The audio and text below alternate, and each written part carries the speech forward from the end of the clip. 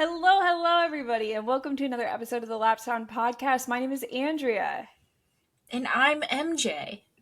and we are so excited to be coming back to you for another episode this week where we talk about F1, IndyCar, NASCAR, wherever else the wind takes us. You know what I mean?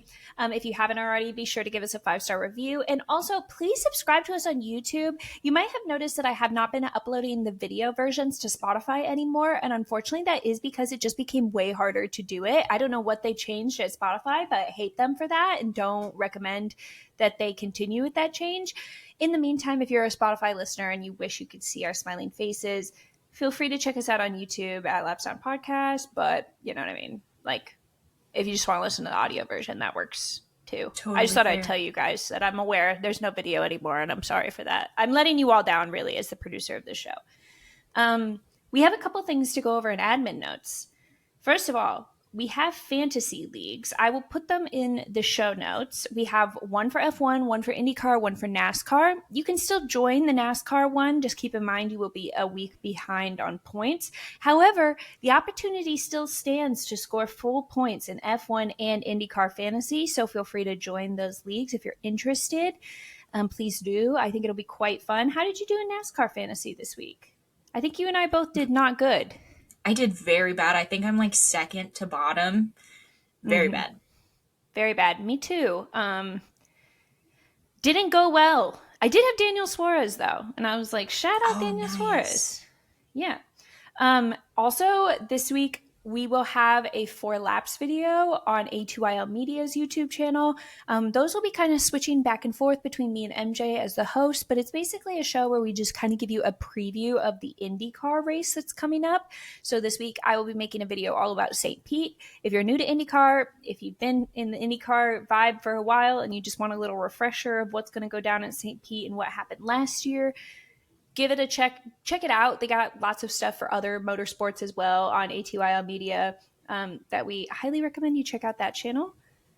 Also, MJ, you've been cooking up something for IndyCar beginners. Now, you haven't gotten a chance fully to get it out there, but we could maybe expect it sometime this week.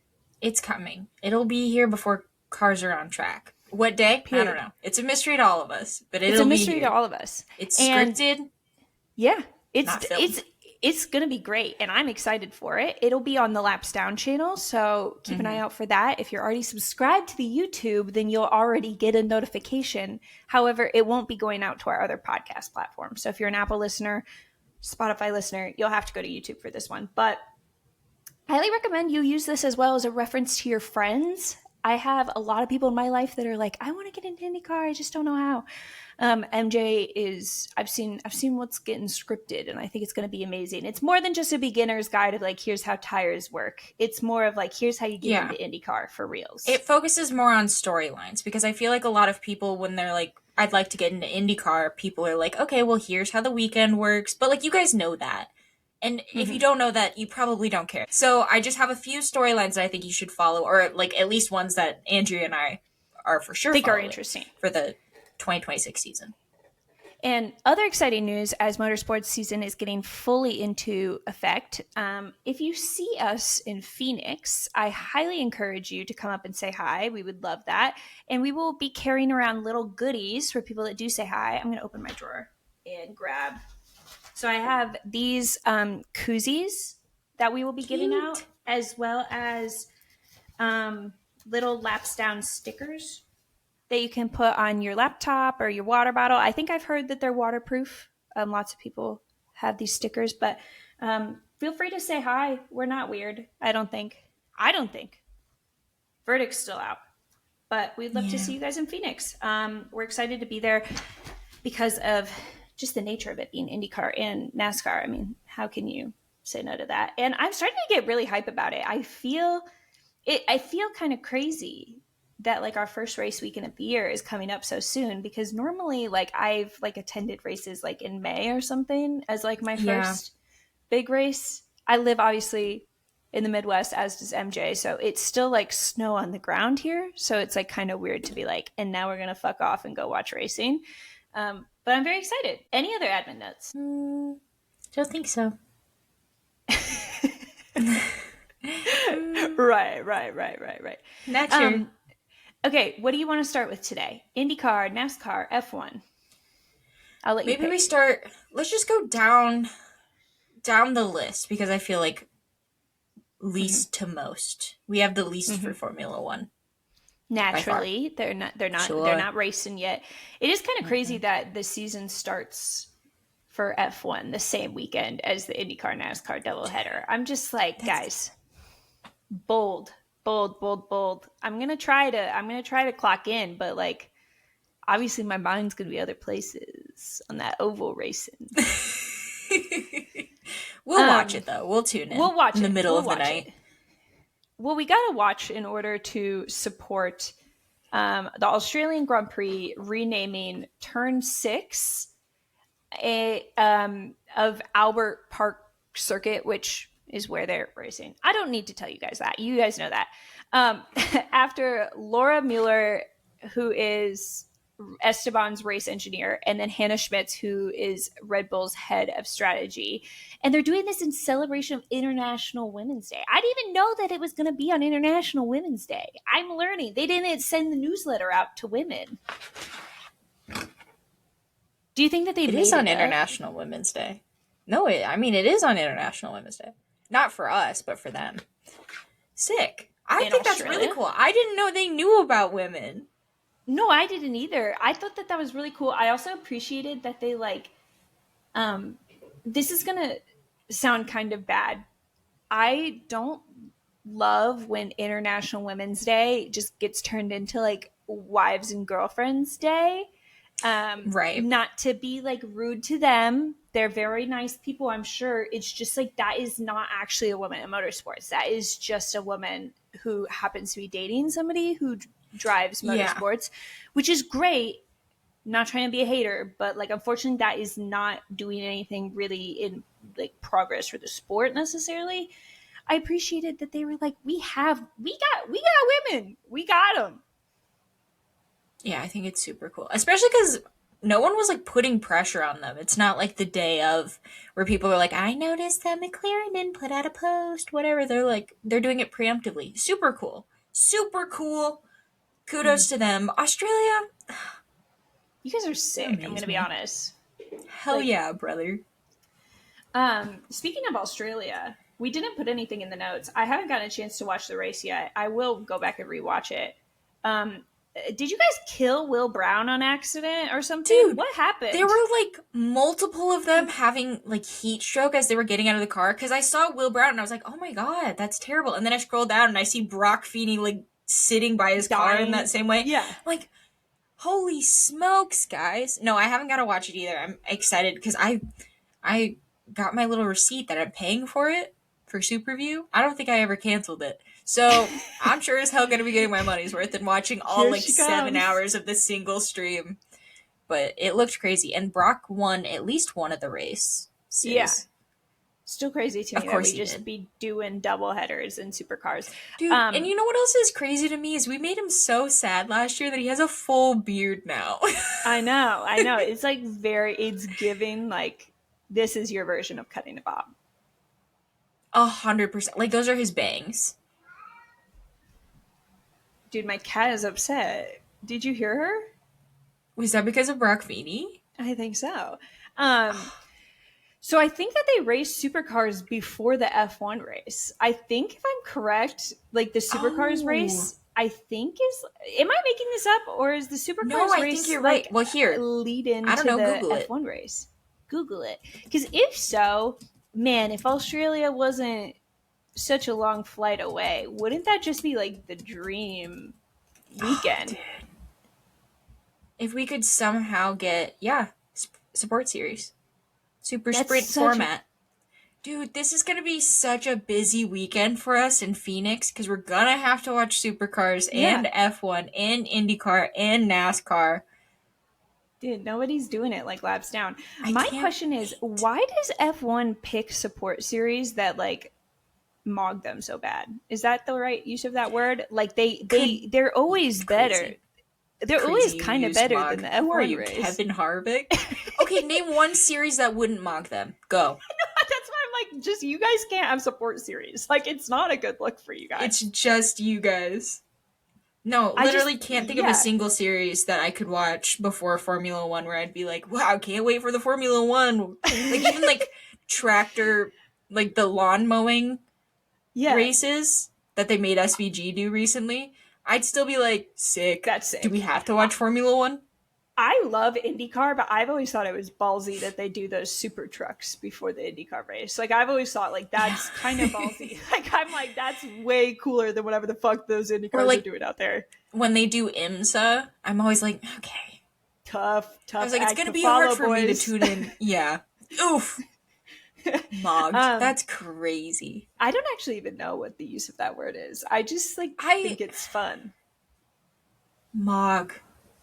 I I know think Kevin that's good. I Harvick said think it the on way I the used it is good. yeah. It means like to like stunt on somebody, right? Like to mock them. I think it's stunting on these hoes. Stunting on these I hoes. think if Does you look mog it up, stand for something? Is it politically correct? I think it might be kind of like an alt-righty pipeline sort of term Oh that we're no. Oh, it's like reclaiming. the look maxers. Maxine, They're always yeah, talking yeah, yeah. about like mogging on people. Yeah. What does frame mogged? What is frame mogged? I think it's when you get Mogged. mogged on in the same frame as somebody. Oh, it originates from a mog, which means alpha male of group. So mog just means male of group. No, okay, so I did use it in the right term. That Supercars is Yeah, mogging it means on to outshine, F1. dominate, or surpass someone. Yeah, so Dude, fuck yeah. supercars, mogs, Mogging. Formula One. Supercars, Mogs, Formula One. We will not elaborate any further. You guys heard us. No, but I'm really excited for the back to what we were talking about. I'm excited for International Women's Day being thoroughly recognized and appreciated in Formula One. Women. I think that is definitely more than I expected of them. So that's fun. Um, Another thing, we had testing. I don't really like want to put much on testing. I don't want to talk about it too much because A, it was kind of hard. I didn't really watch all of it. B, I'm starting to believe there's some sandbagging afoot here, but something that did come out of testing that's worth No. talking about. Do you like sandbagging? I think it's kind of funny. I have no qualms with sandbagging. It's the people who it's the people who don't think sandbagging is happening. I'm like, you guys have to be skeptical. Question everything. That's what the great philosophers always said. Right. No, I love it. I think that what else are we supposed to do at F1 testing? Like, do the best we can. Like, what the fuck? Like, you guys think that we came out to Bahrain not to sandbag? You Guys, suck. have you ever played Old Maid before? I haven't. What's that? Like the card game where you just like draw cards from each other and one of you is gonna have the old maid card. It's literally like an old lady on the card, an old maid, and you don't want to end up with it. So you always like push up cards to be like, no, you should definitely take this one. I promise it's not the old maid. Like, sit. Anyways. No, I liked it. I do have a problem where I kind of black out when somebody starts explaining a card game. A card game. No, I totally get that. We can play Old Maid in Phoenix. I'll bring my Old Maid cards. Okay, I'd love that.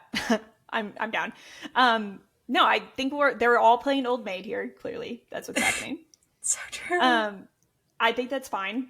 Something that I thought was interesting, something that came out of testing. First of all, Ferrari's so back apparently. And part of this, them being so back, I don't know. I think we should just let people have hope. I don't care. I mean, there's so much going on in the world. We have to be mean to the Ferrari fans. I'm so sorry. Guys, you're not so back. I don't even remember the last time you guys were here. Come back from where? Where'd you come back from, y'all? They do have this weird floppy wing that people think is instrumental in their success. If you haven't seen it, I encourage you to go on X or Instagram or something and look up the Ferrari rear wing. There's nothing I can do to describe it to you fully how ridiculous it looks, but essentially it is doing like a 360 stunt on these hoes. Like they click whatever button that's supposed to be DRS but not DRS, and it spins in the most ludicrous looking way. And apparently it's the answer to Ferrari's raw speed. I looked at it.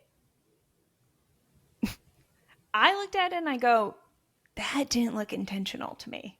I'm not sold on that being intentional. Yeah, it kind of looks like someone put it on wrong, and they're like, wait a minute. Did we Yeah. have this conversation already? We talked about this last week. Did we? We 100% did because I remember one of us saying that it looks like it wasn't intentional, and they're like, no, actually, it's a really good idea when they realized that it was giving better performance. We've 100% have this conversation. This is very lapsed down for us not to have remembered having that conversation. Let's just move right Lapse along. down, more like a lapse in memory, am I right? Am I right, ladies? Um, wow, that's so embarrassing. Delete me from this I conversation. swear we did No, this. I think we No, I did. don't know. I'm like having that Yeah. moment right now where I think we might have. Okay, let's I don't quickly know how move else on I would before have. our listeners Yeah, yeah. realize that we're Sorry. frauds. So next thing that happened, hard hitting news, really. Carlos met the young girl who invented Sparkles the unicorn, who gave him 2 podiums Thea. graciously last year. Thea. Um, anything Cute. to add? Can he do Cute. Sparkles for a second year, or is this the closure of the Sparkles chapter? You don't By get meeting to, Thea. now that you've met her, you can't be like, well, I'm not doing it anymore. Like, you have to finish it through this season. You have to keep doing it until we forget about it. Until you're not performing well enough that we can be like, Sparkles is doing this, that you can Mm-hmm. slowly retire it without us noticing. Okay, that's fine. He was very interested in like her stuffed animal. He was like, "Is these Sparkles?" And she's like, "Yep." And I was like, "That's the fucking Sparkles." And I know like she probably has like a parents that like they're good parents, but any bad parent would be like, I could sell this bitch on eBay for so much fucking money. The OG Oh, yeah, Sparkles. 100%. Speaking of plushies, though, we were talking before this about the Olympics and how when you lose, you get given a plushie. If you win, you get given a plushie, and Nice. they're like kind of animals that represent the country that they're in. So in Italy, they have these adorable ferret-looking things. I don't really actually know what they're called, but I don't their either. name is Tina. Okay, government name Tina. That you get a stuffed Tina if you win. I was wondering, do you think that we could adopt something of the sort in Formula One, where everybody on the podium gets a stuffed plushie representing the country that they're racing in? And if so, I what would the like that. plushie be for the 3 U.S. races? Whoa. Those are hard hitting questions. Those are good questions. Wait, let me think about it. 3 US races. Milwaukee Mile. Obviously, you have to be a cream puff. No, I mean the Formula One race. I think you could just go really, really obvious with them. Like, you could do a horse for Texas, for Coda. But then that's like, it's kind of giving Ferrari. I think So, an you could do a armadillo. cow. Oh, an armadillo. That would be good.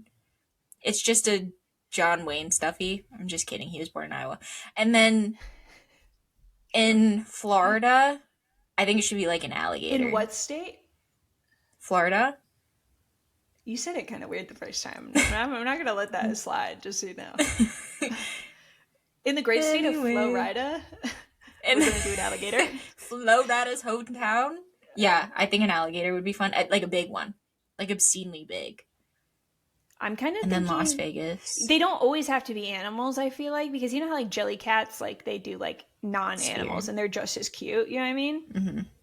I think like in Florida, what if one of them was like those boats that have the giant fans on the back that you drive through the Everglades?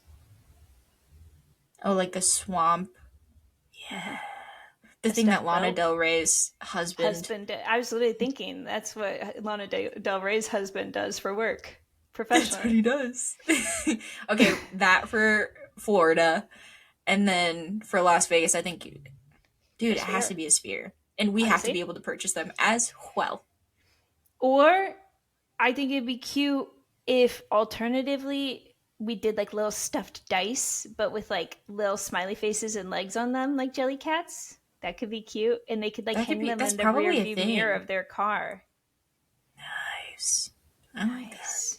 I like that. Makes a All lot of right, sense to guys. me. Comment what the other countries would have as their stuffy, and we'll move on. I guess forcefully we'll move on to motorsports topics, but just know I'm still thinking about all of the potential stuffies that we could have on the podium. Anywho, anything else for Formula One? Anything else worth noting? Oh, one more thing. I definitely don't think we talked about this last week. So they talked about the engine problem. So basically, what happened with the engine is they measure, guys, you don't come here for technical news. They measure the engine for something, I don't know, when it's not on. Ambient something. The combustion, I think. Guys, I don't fucking know. Okay. They measure Mm-hmm. it and they said, we're going to measure it this way. And then Mercedes found a loophole and said, well, we can actually do more combustion in a way that you won't capture in the measurement that you're doing. Are we following? Mm-hmm. So then they all talked about it and they were like, that's bullshit. That's a loophole that Mercedes found.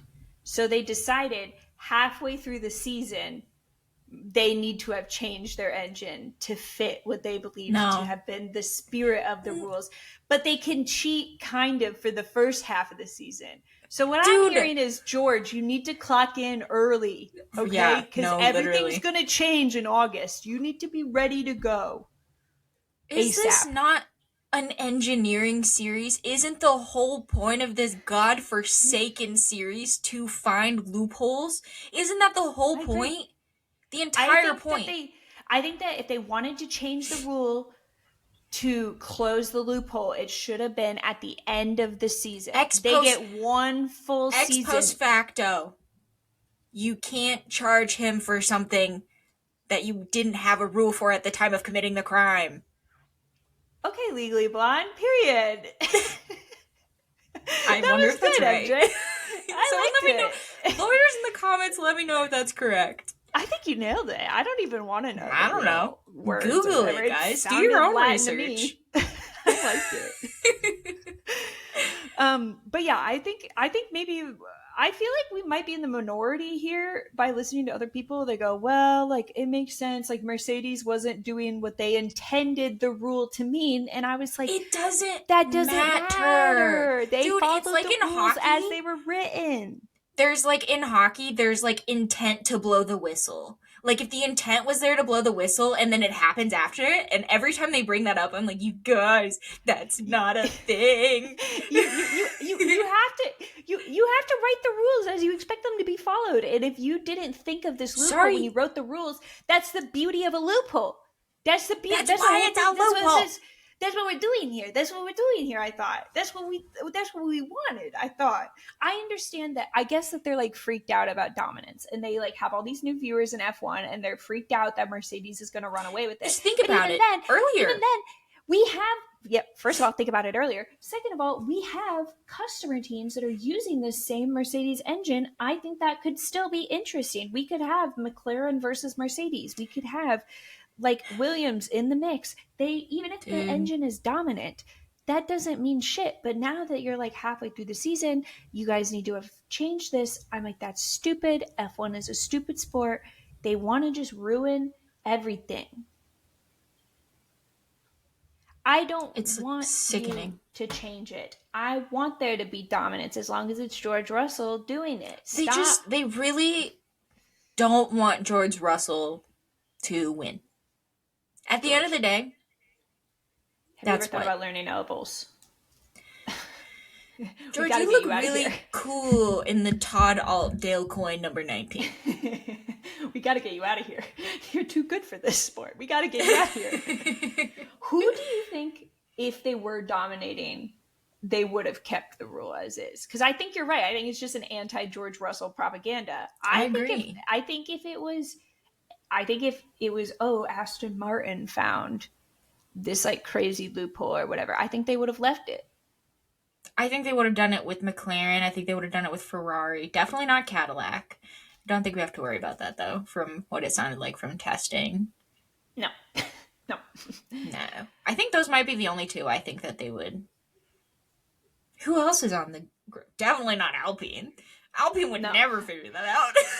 No, Alpine was probably like, oh shit, that was smart. Oh, man. You guys are submitting your engines? You guys are using engines? They were probably like, and that's why we stopped making our own engines and we're now a Mercedes customer team. Those guys are smart as shit over there. Hell yeah, brother. God.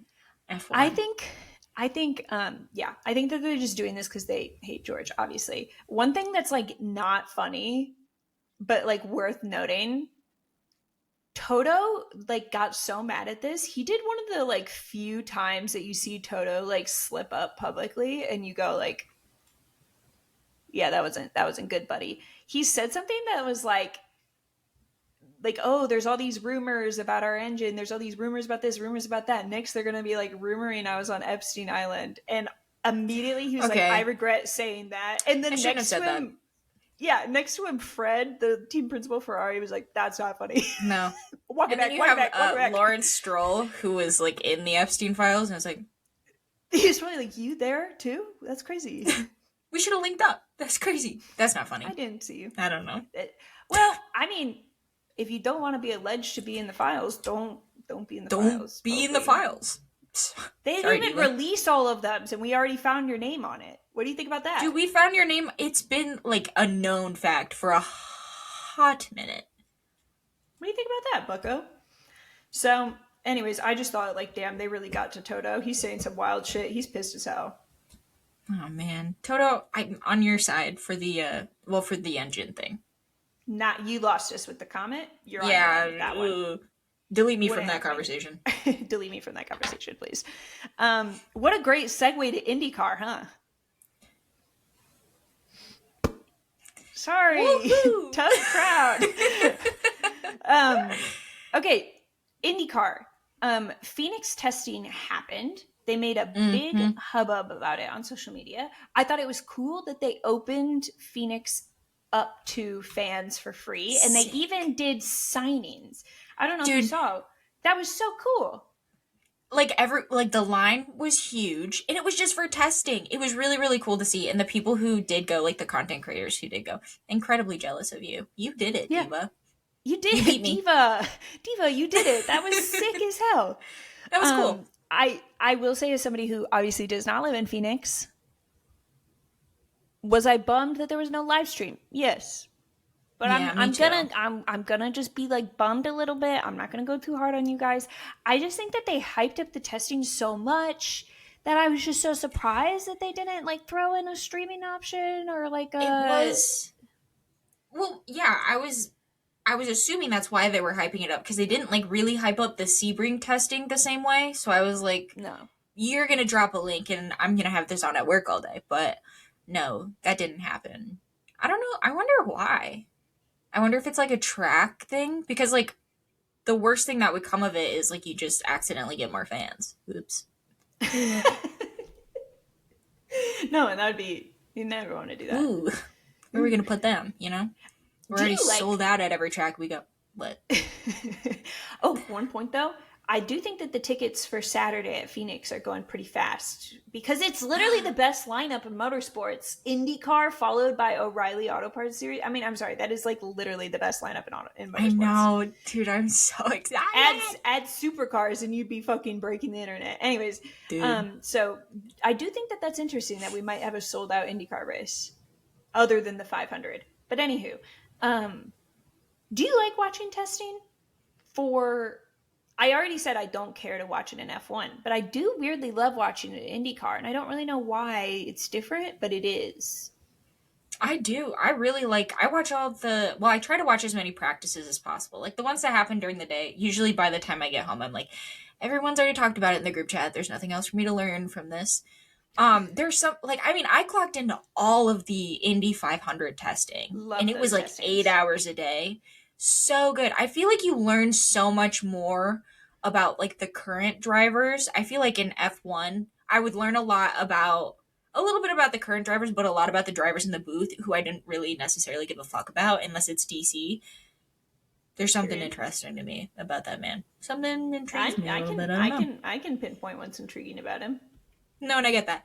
But I feel like I don't have the same it's not as entertaining, I think, in F1. Also, they do a really good job, this Fox booth, of explaining things, which I really like. They give me Yeah, little tidbits. I feel like I don't get that in F1. Also, I love the sound of those cars. I think in IndyCar, especially, I love Indy 500 testing, which I think is usually like uh in beginning of April. I would say like usually, right? That sounds about right. I don't know when I it feel is. like I don't it's work here. end of April. Well, here, you keep talking. I'll see. But I really enjoy it because I feel like I really started to learn more about what makes a good Indy 500 car versus a not good car. Because you see some people that like you don't even like really hear that much about for the rest of the season, but then all of a sudden they're like, this team is really strong at the 500, and like here's why. Mm-hmm. Also, like just learning the difference between how the Indy 500 car is different than all of the other cars that they bring to the track throughout the season. I learned all that through just banter during testing. Like they don't have Right. time to tell me all of that during the actual like month of May broadcast. Like they have other shit to talk about. So when they're just like, here's the 100th lap that we're going to see of Takuma Sato doing testing, you get to like get an idea. It also changed my perspective a lot on crashing, because I think in testing last year there was a couple crashes, and it was so interesting how they were just like, yep, that happens here. You know what I mean? Like that's just Yeah, like that's like gonna happen. that. Hey, it's going to happen. And I think that that was very interesting as like a newer fan, because I was like, oh my god, like they totaled the car, whatever, blah blah blah, and they're just like, Right.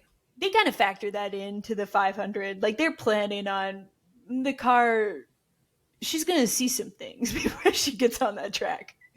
Mm-hmm. But yeah, IndyCar testing is great. I'm interested. So it looked okay. We can talk about what came out of the testing. It's noticeable to me that we see David Malukas did very well in testing. Um, Only on day one, though, which I think is interesting. The discrepancies from day one to day two. If I could talk about it for a second, do you mind? no, I would like. I do. I mind. It's your podcast, MJ. I want to hear it. Let's Oh my gosh. go. I did write down some because we got like the press releases, so I just kind of took bits and pieces. We did get a link to watch the entire thing, but it is like 8 hours long, and I didn't realize we had a link to it until today, or else I would have just throw that on the floor. I would have done She dropped that her phone. earlier. For our No, it's audio even worse. Is listeners, my she my motorsport notebook that was she hanging dropped off her of motorsport my notebook. God, I'm dropping the ball. So it was a 2-day testing, and notable from the first day, we had a Penske 1-2, very Phoenix coded. Why But are they? David Malukas, Why are they always here at Phoenix? What's I going know, on? I don't know, what they've got in Phoenix. But what was notable was David Malukas, who this is his first year in the number 12, as we remember. He was the one who actually topped the charts with Joseph Newgarden following him. And then P3 was none other than the third Penske. Oh, just kidding. It's Willpower. Will, what are you doing up here?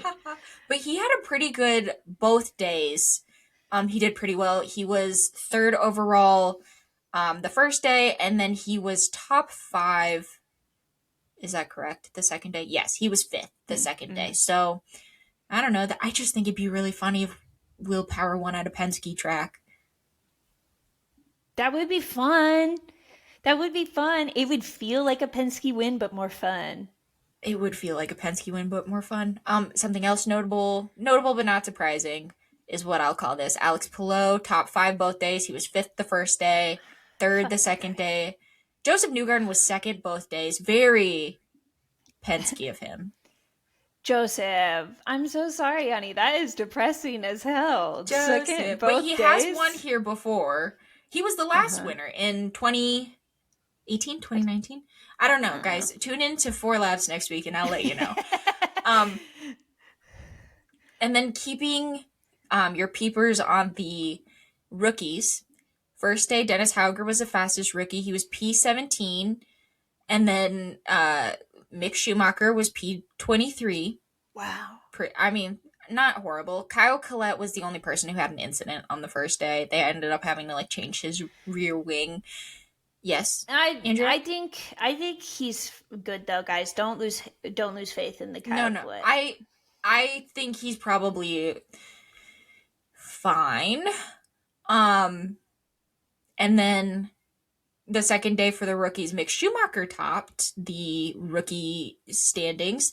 P17, he was 7 miles faster on day 2 than day 1. Most of the cars were faster on day 2. There were like 24 cars that ended up being faster the second day, and the only person who had an incident was Marcus Ericsson, who had an incident in the same corner, turn 4, that Kyle Kyle. collected. Huh. Mick Schumacher, what's going on there? You think he's mastered ovals? I think he's getting pretty close. I bet we can consider him just like the front runner for the pole for the Indy 500, just to be safe. Never count him out. No, Do I think not. that this is honestly, it's been kind of great to see him get like so much action on an oval, and he'll even have an oval race under his belt before the 500. Oh yeah, You know what I mean? I think yeah. that that's quite interesting.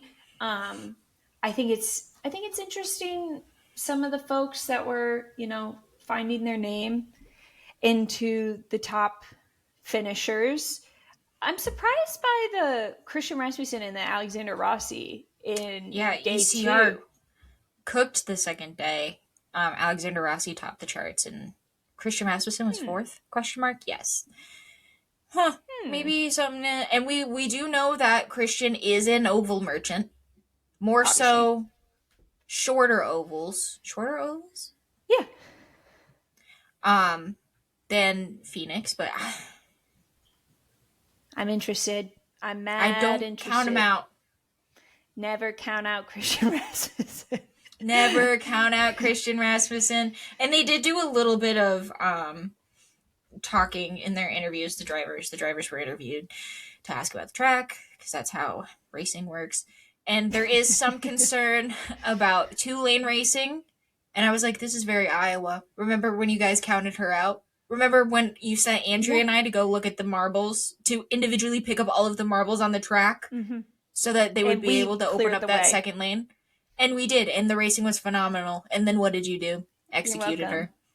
You're welcome. Who's going to be the people that sacrifice themselves in Phoenix to bring out the caution so we can sweep up the marbles? I mean, we lost some hard hitters. We lost Robert Schwartzman. We lost Devlin DiFrancesco. We lost Nolan. We still Can have we count Nolan on you? Oh, I need this to be a better year for Nolan. He was being mogged in an international stage via court. No, Nolan Don't got mog my boy. frame-maxed. He's getting frame maxed by Zach Brown? Question mark. No, that's brutal. You can't let that happen. No, I don't really know what that means. I don't either. I think it's funny. I think the youths are probably laughing though, right? Okay, sick. If you're a youth and you thought that was funny, let us know. Anywho, yeah, I think Phoenix is probably gonna be the best race of the year because we'll be there, so it'll be great. And I'm not worried about it at all. Also, I think that they're bringing a special tire to Phoenix, and I love when they bring special tires to races. It's immediately like, great, this is great. None of you guys know how this is going to wear. It's going to be an absolute shit show. That's great for racing. It's love fun. it. It's good. Did you also see, speaking of tires, that they added that they have to use the alternate tires more on street races? Did you see something about that rule? Am I making that up? So. Fuck. No, you may be correct. I haven't really been on the internet. I just unfortunately I don't know any more specifics other than that. We'll come back. We'll circle good. back around. If it's true, she'll put it in her 4 laps thing. Oh, that's a good point. I could do that, couldn't I? I'll write it down. I'll make a note. I'll make a note with my fountain pen. Oh, okay. Fountain pen, period. Speaking of St. Pete, which is where we're racing next week, I will make a little NASCAR insert in here, which is saying, once again, this truck race is shaping up to be the race of the fucking century, in my opinion. I think that IndyCar is about to get mogged by trucks, which is crazy. Now, we will say ATYL got the exclusive on this originally, which was that Dario Franchitti's crew chief, Jimmy Johnson, ? Jimmy Johnson made it sound like yes. And then today, Tricon, which is who Dario's racing for, is like, no. He'll be in the pit box. He won't be the crew chief. Can I say, I think the only thing that's holding the back is fear. I think this is how Jimmy found out he wasn't going to be the crew chief. Which is heartbreaking. Aww. Dude, and also, why not? Like, just it's let Dario him. Franchitti in a, like, dude, let him. Let him, theory. Let him. Like the Let only thing him. holding you back is fear. Like, what's the And worst that can fear of happen? what? Dario wins the race? Because that's the only Like, outcome I'm really understanding here. heaven forbid he mogs on these hoes. Right. That's how the saying goes. I know it. I Oh, think wrap it up. I think I think if we did like an Instagram poll, people would say yes, Jimmy should get to do the crew chiefing, and then that would just have to be the law of the land. Tricon would have to listen for We could fear tag him of in it. backlash. Public scrutiny. I support it. Well, I guys, did we not see Dale Earnhardt Jr. be the crew chief for Connor Zilisch and he won in a historic fashion? You don't want that? You don't want that kind of good press? Do you know how good press that was? For weeks, people were talking about Dale Jr. being a crew chief. Everybody loved that shit. Let Jimmy Johnson, crew chief. I think he'd do a great job. I think so too. And I think they should let Scott Dixon go up there too because he seems like he's friends. This is a very fun friend group. Might I say? It's a I'm cute kind little of friend bummed I group. don't get to hang out with them. But it seems like they kind of like hung out together in Daytona, Mm-hmm. Dario and Scott, and then like they were there to cheer on Jimmy. So I think that Scott Dixon could really Cute. be up there like making some great calls as well. I think this is an adorable friend group, and I think that it would be good for the motorsports community to see it to fruition. Let it happen. Please, Tricon. Let him. Let him. But shout out A2YL for the story. Also, independent officiating board updates. Now, if you're wondering, what are we talking about here?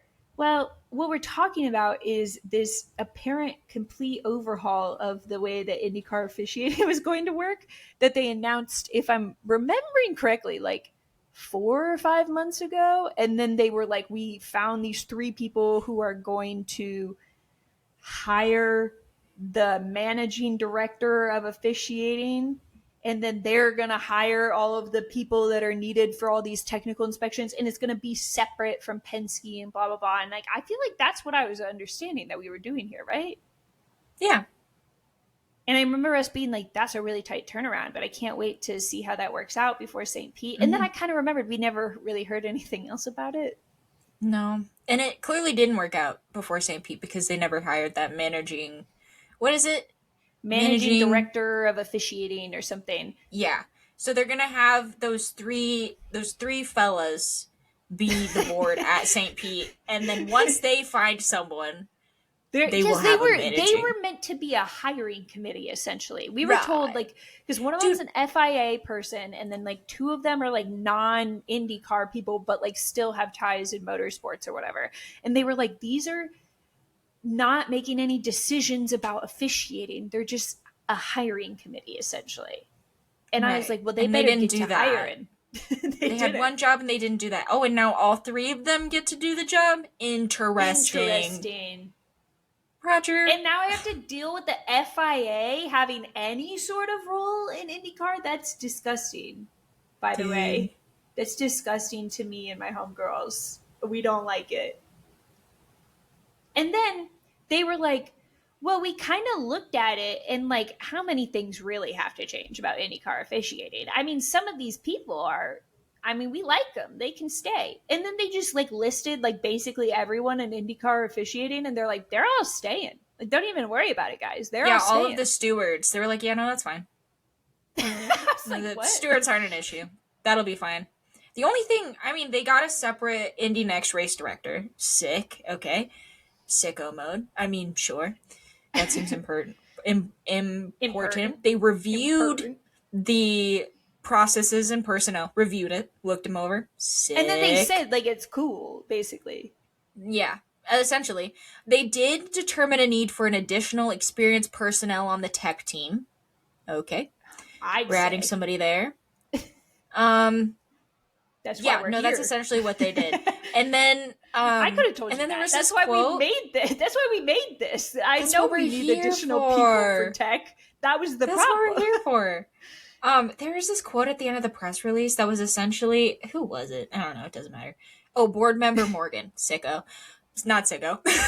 Was he I one don't of know him. he was one of the three people He's one that of was the on the Holy hiring Trinity. committee. Yeah. But he was essentially like, I think everybody should do it like us.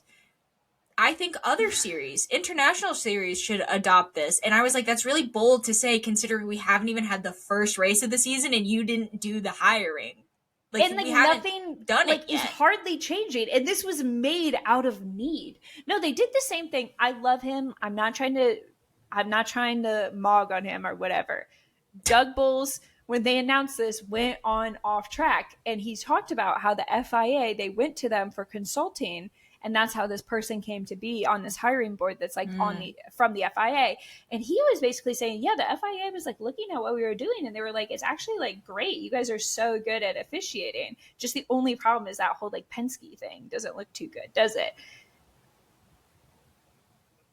But I just think it's interesting. Like, this came because there was a problem so embarrassing. We decided we had to revolutionarily change how IndyCar officiating and tech was done. And your response is, it's actually not that bad. It's like, well, then why the fuck did this get created? It was because it was that bad. It was so embarrassing. It's because it was bad. Like, as much as this was a PR thing that made TikToks about how Penske's cheating and stealing the win from Pato? We were getting mogged on by F1 fans. we were getting frame max. Frame mogged? Frame max. Frame mogged and looked maxed by F1 people. And you're gonna allow that? You're gonna allow that on my God-green internet? Please. I think, Doug, please, this is embarrassing. And you listen here, board member Morgan. It is that bad. That's why you're here. You're supposed to fix it. Oh my God. I just am like, I will say, like, I don't feel like when I was watching IndyCar, I felt like angry about penalties the same way I do in F1. So I do think there is something to be said there of, I think that when it comes to penalties and stuff, they're a lot more consistent in IndyCar than they are in like F1. So maybe that is why the FIA was like, I would say one of the biggest issues I have with IndyCar is the fact that we don't have, there have been so many times where drivers have been in dangerous positions and there has been no flag. There's no penalty, there's no flag, which I feel like is a steward issue, a race control steward issue. Okay. But we decided... no, he can stay. Yeah. Cool. No, steward. Okay, that's a great point. I think IndyCar doesn't have a lot of problems when it comes to penalties, which is something that I hate when I watch F1. I think the penalty system is so inconsistent and so fucking stupid. I think it's it pisses me off and it ruins races. I don't feel that way in IndyCar.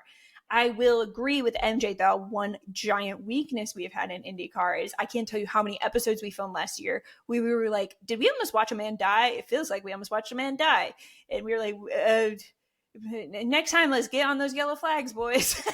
like let's make that happen. So I do agree there. That seemed like a key problem that this could have done more to address. And instead they were like, actually the personnel related to that are all staying and we're not even really looking to hire somebody different. It's just interesting. And I mean, they did get better throughout the year, but I think I think the fact that it happened so many times at the beginning of the season, that it was like you being okay for the last couple races. It's just, it doesn't satisfy me. You're making the AMR safety team do 9 times the work they need to. Dude, and they don't deserve that. They don't. They're perfect. They're perfect. I just think, yeah. I'm also just like, I think I'm just kind of like, so why did we even bring these people in at all, really? Like, I'm like, are we paying for this, like, hiring board? Like, I kind of feel like they didn't do what they said they were going to do. And even if you're like, oh, well, they didn't get a chance to by St. Pete. It's like, well, I could have told you they wouldn't have gotten a chance to by St. Pete. No. So why did we even pretend like that was if it takes this long for 3 people to hire one person, imagine how long it would take to put together a race in the nation's capital. Probably like half the time, right? I feel like this is how that's gonna happen too, is where they're just like not gonna mention it again, and then like a week before they're gonna go, oh, we forgot to update you guys. We didn't get any of that done. I'm sorry. We didn't do any of that. I totally forgot to update you guys on the fact that we weren't doing any of that on time. Shit, no. I'm sorry. Did you guys like book hotel rooms and stuff? I mean, I didn't tell you to do that. I mean, we were planning a street race in like 6 months. You could understand how that's an Guys, impossible let's be task. realistic. Donald Trump doesn't even like IndyCar anymore. He changed his mind. He's over it. He's into late model stock cars. Yeah, he decided he's more into ovals, so we're not really doing this anymore, but that's fine. Yeah, no, I thought that was a great quote, and I think it perfectly sums up like IndyCar officiating and this entire radical change that we were supposed to see, which is, was it even really that bad? You guys weren't that bad, right? Right? But do we want some good news in IndyCar? Yeah, what you got? I think it's an interesting point and worth shouting out. Friend of the show, Christian Rasmussen, is releasing a new line of merch, specifically with the Grandstand Project, which is a women-owned, fashion-forward motorsports clothing brand. Should we read it? Yes. And okay, he announced the collab via his Instagram story, which Andrea screenshotted and sent to me because she knew I wouldn't see it. Bless her heart. Mm-hmm. She said, Christian's account said, I wanted to make sure the collection felt inclusive of everyone who supports me. The fan base in this sport is changing, and there are more and more female fans who play a huge role in growing it. That matters to me. I wanted to create something that they would love and feel represented by. Whoa. That is just so charming. That's wonderful. And very nice. And that's genuinely all we've ever been asking for. like I literally read that and I got like kind of like warm and fuzzy and I was like, oh my God, you see me? And you like appreciate me being here? And then I went, oh my God, that's what we've been saying this whole time. That's literally like the most thoughtful thing. And I have to say, I think he's going to be greatly rewarded for it because I am calling it. I'm calling it right now. If you're kind of been in IndyCar for a while and you're unsure about Christian Rasmussen or you don't know that much about him, be prepared for him to become a fan favorite. I think that it's already happening, and I think this year will really solidify it. I would not be surprised if when you go to IndyCar races, you will see majority Pato and Christian Rasmussen merch. And if you're wondering what causes that phenomenon, that right there, that MJ just read, is what causes that phenomenon. I think acknowledging that women are making up a larger part of the fan base, specifically making something for them that you know that they will like, and not in like a weird way where it's like, here's a crop top weirdos. Right. But like specifically and intentionally making merch with a women-owned fashion brand and saying and posting that on his story and saying like, it's not just about selling merch, but selling merch is where it can begin. I want to say like, and acknowledge more women exist in the motorsports space. And I think that's really cool. The fact that he's the first driver I've ever seen say anything close to that, you would think this man said something radical by just saying, hi, women. I think you guys are really cool. I literally was jaw on the floor. What do you think, MJ, as our radical PR rep that knows everything about marketing? It's okay. Well, it's a great. But I meant it. You know everything about marketing. I just repeat things that I hear you say. No, but you're like 100% correct. I think this is huge, not only for the fans who are seeing this and feeling represented, but also time and time again, it has been proven that women pay for their hobbies. Like they are more likely to invest financially into a sport. So selling merch, I don't know. It's like the number one moneymaker for some of these drivers. Like it's going to be huge for obviously the people who feel represented, but he's gonna see the payoff, and I think that's awesome. And I like Christian. I do endorse him. Yeah, I think he's the times that, and it's not even just that he's nice. It's like that's great, but he's also an amazing racer to watch. Like he races the way I like to see people race. I really think he is going to be one of like the future of IndyCar. Like I think he's a great representation of where IndyCar could go, especially like his racing style is so entertaining and he's so good at it. It's Mm-hmm. it's crazy to watch him race. I really do think he's the future of IndyCar, and if we don't get a Christian Rasmussen commercial next year, I swear to God, you guys just don't Opportunity even want it. missed. A You hundred guys don't percent. want it enough. And I mean, it's worth mentioning he has had his finger on the pulse more than a lot of these IndyCar drivers for a while now. I think that it shows in his social media engagement, in his fan engagement, coming on literally this podcast. We're not like an off track with Hinch and Rossi, but like No. they value like where growth in motorsports comes from. And he's noticing it's women and it's social media and it's like Right. making a brand for myself and a personality for myself. And what I think is interesting is that he's also making himself an asset to future teams. Even if he decides someday A to leave ECR, 100%. he has made himself from a kid who talked on our podcast about not even being able to like have enough money to know whether he would have a seat the next year if he didn't win, to someday I could see other teams lining up to have him on their team. Like he would get his pick of the lot. A I could hundred absolutely see percent. that happening. And part of it is this marketing. And I really would love to see, just kind of talking about the team aspect of it, I would like to see ECR meet him where he's at. Because I feel like ECR is kind of like, when they did their rebrand, they kind of became like a new up and coming team, even though they've been here for so long. Um, and I think they've just kind of missed their opportunity in some ways, especially with like social media. You and I have talked about, I've Mm-hmm. talked about so many times, like you're missing an opportunity when you have these two marketable people who are willing to put themselves on camera. I mean, Rossi has a literal podcast. Christian Mm-hmm. has a booming social media.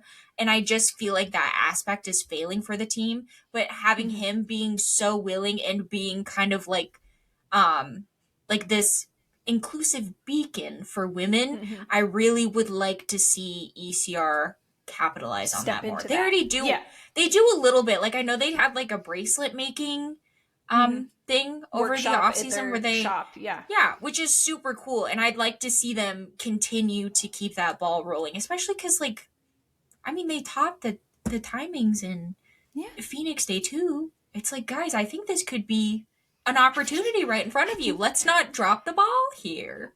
I think you guys got something going for you here. You Don't lose sight of it. You know what I mean? You guys are gonna be all. guys, This is a girl that's gonna be all right, and it's just ECR. chin up, diva. Love your work. And also, if I could submit requests, if you're listening, ECR, can we go ahead and get that green, mean, splendid machine on Christian Rasmussen? I'm talking the one he won in Milwaukee with, Mm. that stunning green car. Can we bring that back for Phoenix? I want to see that baby in person again. Big fan. Big fan. Love that. Um, but yeah, I think oh, one more thing, IndyCar. It's kind of funny. It's kind of silly. Ha ha ha, funny. Um, they announced the Snake Pit lineup. It included Zed and then a bunch of people I've never heard of. And Never like, heard of. I don't listen to EDM, so like, I guess it's like not surprising, but I literally was like blown away at how much I've never even heard of these people. Um, it got me thinking like Snake Pit obviously is very EDM dominated, but do you think if that wasn't the case and you could just put anybody in the Snake Pit, who do you think should be the lineup? Um, I feel like you'd almost have to go back because wasn't it? Didn't it used to be like a rock concert?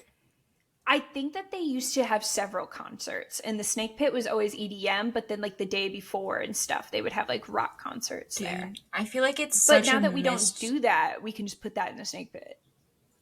Yeah, I would love to see rock bands up there or complete pivot and just put Post Malone up there because he did the Iowa Mm. race. That was really cool. That was really fun. Um, maybe can't think of a single other artist right now, so that'll be it for me. No, I Your have an turn. idea. I think that we've always kind of like appealed to whenever we're thinking rock music, like we're thinking like dad rock. But I think like we could bring like kind of a Like classy classic rock vibe. rock. Oh, Yeah. So I'm thinking like, what if like just for old time's sake, we put up like a Paul McCartney, and he can like just imagine like like an emotional Paul McCartney concert happening in the Imagine. middle He's of singing Imagine.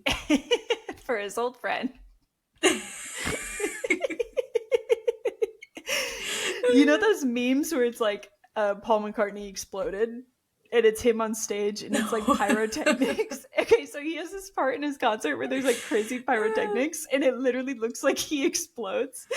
He'll just like be singing and then it just like the pyrotechnic. I think that'd be great. I think we should do like the Paul McCartney exploded meme, but in the middle of the Indy 500. But real life. But real life. I think like, yeah, I think we just need to get some old people rocking up there. I think Dwight Yoakam. Like, yeah, because like normally the old people are in the stands, and we gotta get the old people out of the stands so we can get the young people in the stands. Into the stands. There's too many old people in the stands at the 500, so put them in the snake pit. We'll put chairs up. It'll be inclusive, and then there will be bleachers. Yeah, and then we can take the young people out of the snake pit and put them in the stands, so that way we can preserve the future of our sport. This is really important, I think. Nice. Who else do old people love? I think like a lot of old people love Big Bang Theory. We just have a screen showing young Sheldon in the middle of the Indy 500. That would be good. I think there's a target audience for that. They're just like in there watching like 911 Chicago or whatever the fuck people watch on daytime Chicago TV. PD. Like, yeah, this just they're watching The Pit. yeah. They're like, I don't even have an HBO Max prescription at home, so this is great. Prescription. 10 cc's of HBO Max. No, I think that's great. They're playing the new version of Wuthering Heights for all the art girls to sit and watch. Mm-hmm. They're like, well, while I'm here, I could, yeah. They're like, well, while I'm here, I'll watch a little bit of the racing. I don't know. Some of the slow parts in the movie. Yeah. We gotta like every year switch it up so a different demographic. I think the EDM demographic getting like a full monopoly on the snake pit is a misuse of the snake pit. You got to switch it up every year. A different demographic is getting pulled into the snake pit. It's against their will. They don't even want to, but they have to. It's so enticing. I'm so against it. I'm not so against it, but I think EDM is like the one music genre I don't really fuck with. I can't do it. Any other one. Like yodeling, I do have some songs on my playlist of yodeling. Some of them, I fucks with it. Some of them. What do you want from me? Put on Blue Bayou, Leanne Rimes. Yeah, what do you want from me? What do you want from me? Leanne Rimes, Snake Pit. Yep. I think she's like, I don't think she does music anymore. What's that about? Dude, I can't tell you how distraught I was when I found out that one girl was canceled in the 90s for doing coke. The Jody Messina girl or whoever that I love. She's back. She's on TikTok. I know. When I found out that's why she was canceled, I was like, girl, what? Had I been around in the 90s, I would have been advocating for you to be fine. I wouldn't have stood for that. You and the chicks, you would have been treated differently. Dude, if we were like fully fledged members of society at that time, we would not have stood for that shit. No. Just so you know. But yeah, I think the snake pit, whatever, Zed. Can you imagine like nightmare fuel? You're driving an IndyCar at the 500 and then you have to listen to the middle. Why don't you just meet me in the middle? When I worked at Justice, they only play like 8 songs because it's like the music videos. And that was one of them. Through the few months that I worked there, every single day I'd listen to it 20 to 25 times. That's like literally going to be so triggering if any of those drivers ever worked retail. I don't think any of them did though. It's going to be really bad for, all of the IndyCar drivers from my coworkers at Justice in West Des Moines. It's going to be bad. Fucked up. They're going to be fucked up. They're going to hate that. They can't even focus on the road. They're going to be like, is that the middle? Turn it off. No! Yeah, I hate that song with a passion. Hate it bad. Hate it down. Do not fuck with that song. That's the only Zed song I know, though, so... Doesn't he do... Oh, no, I'm thinking of Martin Garrix. I think he dated Selena Gomez for a time, and he had, like, a Selena congratulations! Gomez song. Now she's married to Benny Blanco. Buddy. Great. You missed your shot. Damn. Okay, so I just tried to pull up Spotify on my computer. That might be too much for this. It's I don't gonna think start to overheat. No, my computer's like, you want Paul to McCartney record? explodes. My computer's like, you want to record and also look something up? Fuck no. No. You want me just to Okay. Google his songs? Oh, clarity. In our love is tragedy, why are you my Dude, clarity? that's like a Okay, song that from song's actually kind of a middle bop. school. I'm sorry, that song's actually kind of a fucking bop. I don't know any of these songs.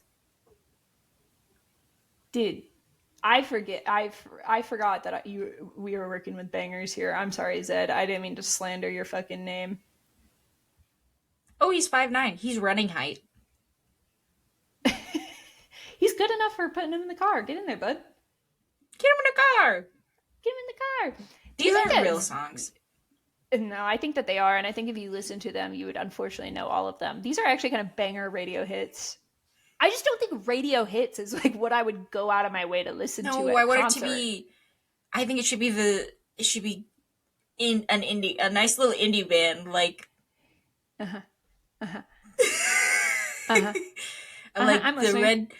The red The clay red strays. Cat's Eye? What if Cat's Eye did it? dude.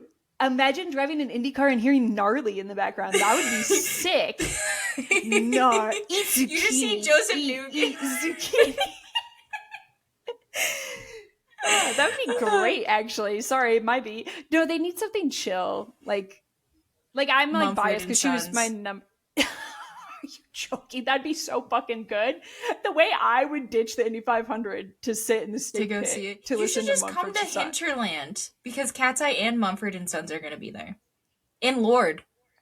What kind of concert would have Cat's Eye and Mumford and Sons on the same lineup? The one in the cornfield just south of there.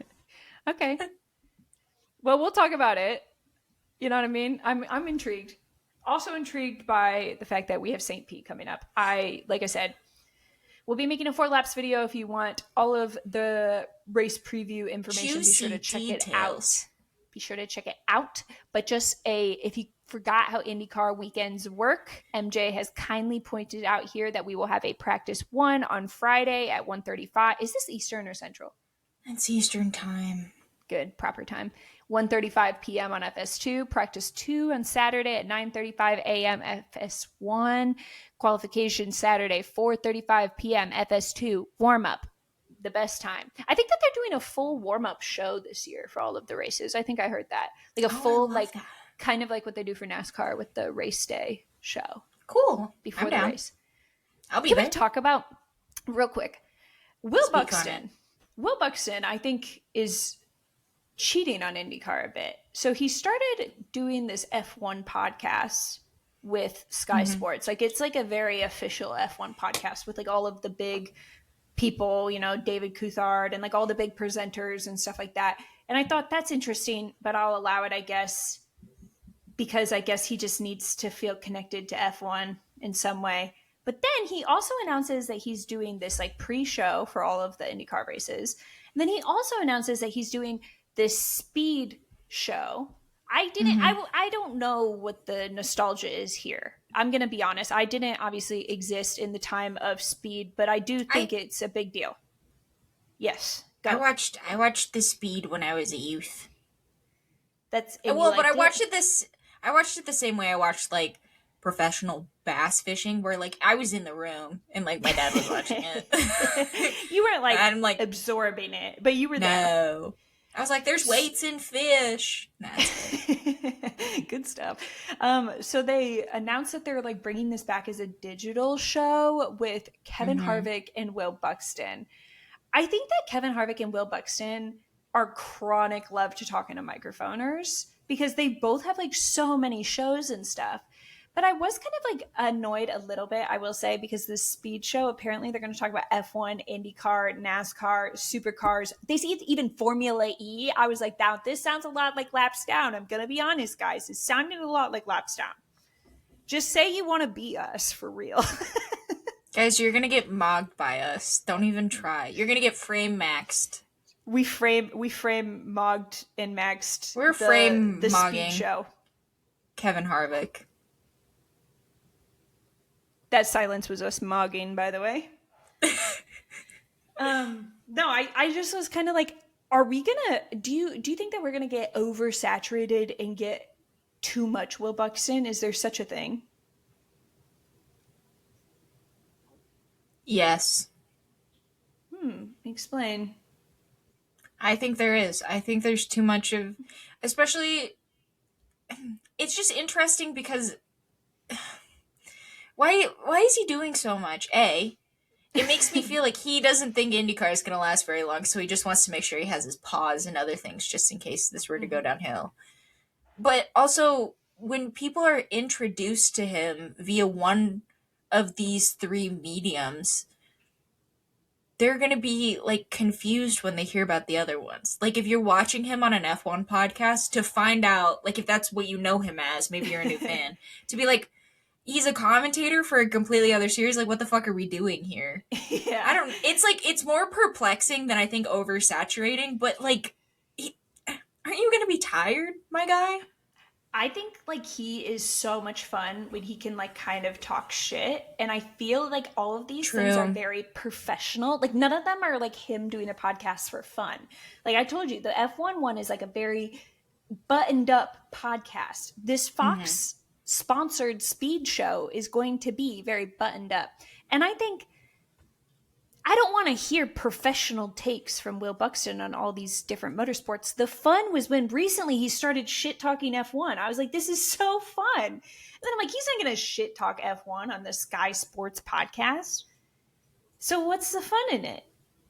The fun is him like That's being fair. professional about IndyCar, but then kind of shit talking the rest of the On motorsports. F1.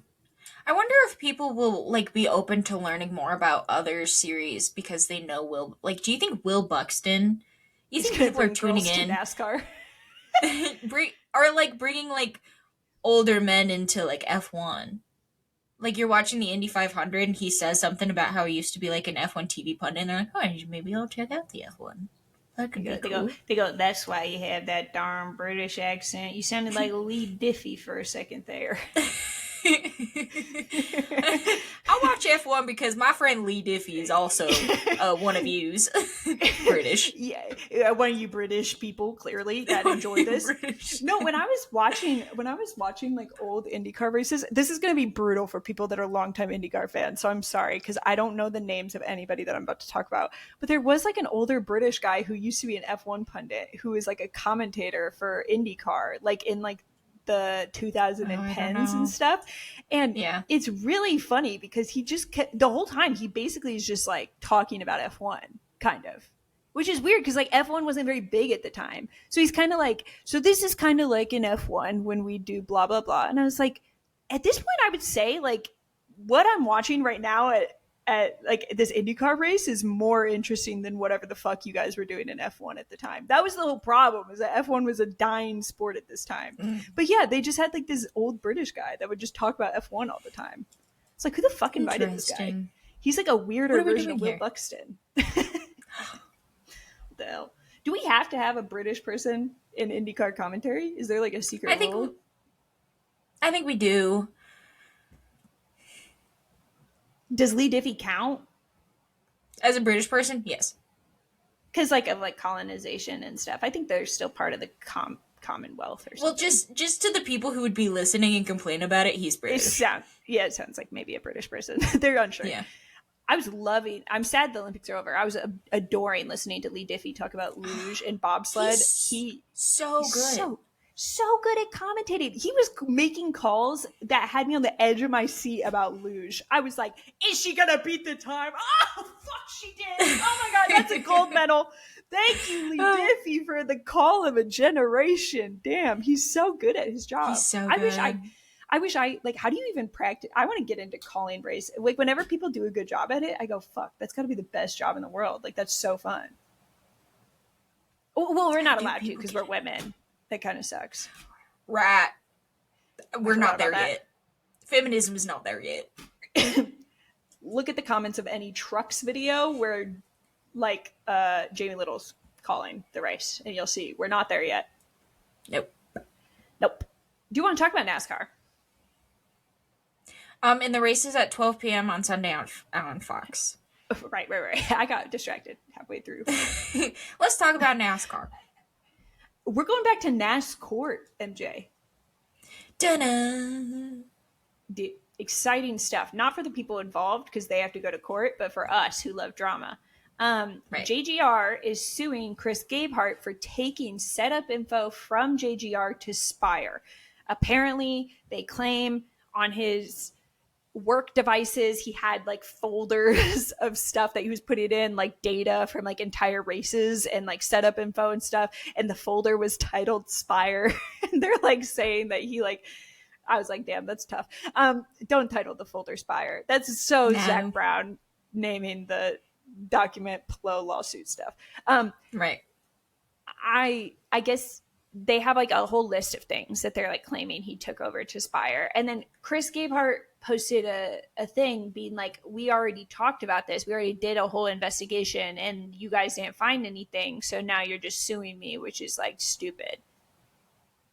But I think it's interesting because this sounds like so much more like, when you think about NASCAR, I don't always think about like these high tech, highly classified, like setup information. You know what I mean? But it's clearly valuable. I mean, maybe like they really are doing something over at JGR that like would change the game if other teams knew it. Doesn't it seem a little? It seems a little too highbrow for NASCAR to be like arguing over setup info. It happened with a couple years ago. The first year we were getting into NASCAR. Who was it who was selling to Austin Dillon's team? They're like, I just think it's really interesting that they're suddenly faster. Who was it? I don't remember. RLL probably. But so it does FBI, it does happen. Yeah, literally. He's busy partying with the US men's team. But he'll look into it. Boom, got him. It does happen, but I feel like nothing really comes of it. But also Chris Gabehart, I was like, that's one of the names I recognize. That man made a shit ton of money on when he was working for Ty Gibbs. Like tens of thousands of dollars a week. Yeah. And they won't I think he deserves to steal some of. I mean, what's the worst that could happen? You steal some of the information and Michael McDowell wins? Rats, you know? No, I think it's fine, JGR. I'm going to be honest. Because I like Spire. Okay. I'm sorry. That's fine. If it was a different team, maybe I would care more. But unfortunately, I do like Spire, so you're going to have to just deal with it. If it was RCR, I'd be like, no, those are blue-collared men. They got to work for their... they got to work for their setups. There's a lot of teams that I would be like, jail, probably life, no provision. If they stole your setup info, JGR. No provision. Like, no provision. no probation, life, in jail. I think if we like found out like Joey Logano stole JGR setup or something, I'd be like, yeah, I think we got to put him away for life. Yeah. But for Spire, I think I'm okay with it. At least it's like not punching down, you know? It's not like the big guy stealing from the little guy. If anything, it's kind of like Robin Hood. Yeah. It's like making stealing from the rich and giving to the poor. Honestly, I'm going to be honest. There are times in NASCAR where I wish some of the smaller teams, it kind of sucks sometimes in NASCAR when it's always the big teams winning. And couldn't NASCAR benefit a bit from a smaller team starting to get competitive at that level? Like, imagine how fun it would be if, like, Michael McDowell could maybe win the race. We had the exact opposite argument for F1 where we're like, yeah, so what if they dominate? Well, that was because that was George Russell. That's completely different. Right. If George Russell was getting his JGR setup information stolen, then I'd put a stop to it immediately. Right. That's fair. Someone has to protect the princess. Exactly. I think that, sorry, there's worse things in the world than Spire winning a couple. In fact, we'll talk about it, but Spire's due. That JGR setup info has been working for him. I think it's been doing really well. Can I admit something first off before we get too in it, that I lied to you immediately this week? It was really tough.